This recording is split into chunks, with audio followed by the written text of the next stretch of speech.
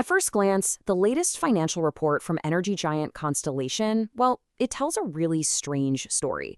So we're going to break it down and figure out what's actually going on. Okay, let's dive right in. First things first, you gotta know who we're talking about here. Constellation Energy, according to their own reports, is the single biggest producer of carbon-free energy in the entire country. We're talking a massive portfolio of nuclear, wind, solar, and hydropower. They're a huge player. And now for the number that's grabbing all the headlines. Compared to this time last year, Constellation's net income, their profit, plummeted by over $1 billion. For the nation's leader in clean energy, that sounds pretty bad, right? That drop raises a massive question, and it's the one we're here to answer. What is really happening behind the scenes at America's top nuclear operator? Because I promise you, the answer is not what you think. So let's start with the basics. What does Constellation actually do? Basically, their business is pretty straightforward. They generate a ton of electricity from all sorts of sources, but with a really heavy focus on nuclear power. And then they sell that electricity to everybody, from big utilities to businesses and even regular folks like us. Their sheer scale makes them an absolutely critical piece of America's whole energy puzzle. Okay, let's get into the numbers and see how this whole story starts to take shape.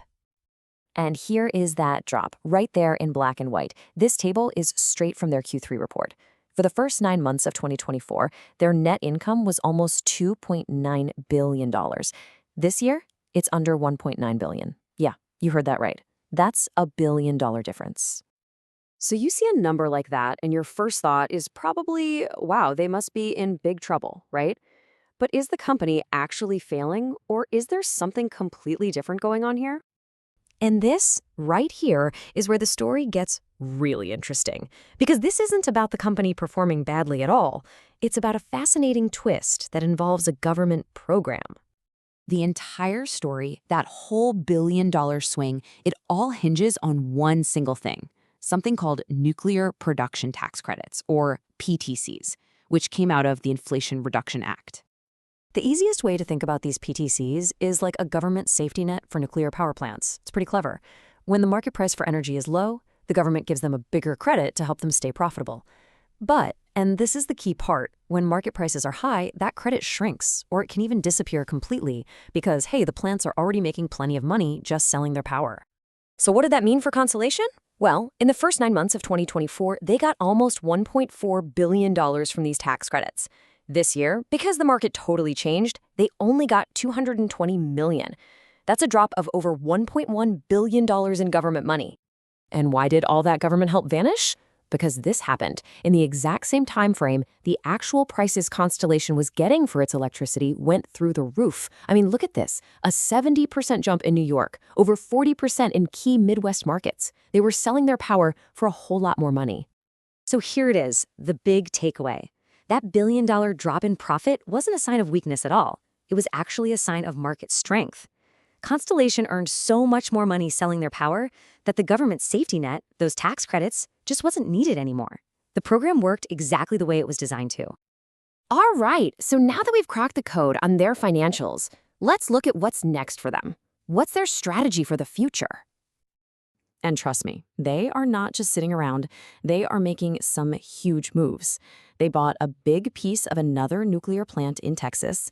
They signed a massive 20-year deal to power Meta with clean energy, and they're pushing ahead with a truly game-changing merger with natural gas company Calpine. And if you're wondering why they'd merge with a natural gas company, this quote from their report lays it all out. They want to, quote, couple the largest producer of clean, carbon-free energy with reliable natural gas assets. It's all about pairing their always-on nuclear fleet with gas plants that can fire up quickly when demand spikes. And all of this leads to their massive bet on the future of energy in America. Now, this strategy, it's not a sure thing. There are some major hurdles they point out themselves. For example, the U.S. ban on Russian uranium could mess with their nuclear fuel supply. New EPA regulations are always a moving target, and, potential tariffs could make essential equipment way more expensive. So when you boil it all down, here's their big play. Constellation is going all in on this idea. They believe the winning combination for America's energy future is pairing that 24/7 reliability of carbon-free nuclear power with the on-demand flexibility of natural gas. Which leaves us with the final really big question. Their finances tell a story of a strong energy market. Their strategy is bold and it's crystal clear. But is this huge bet, doubling down on both nuclear and natural gas, the right combination to power America's future? Well, that is the billion-dollar question, isn't it?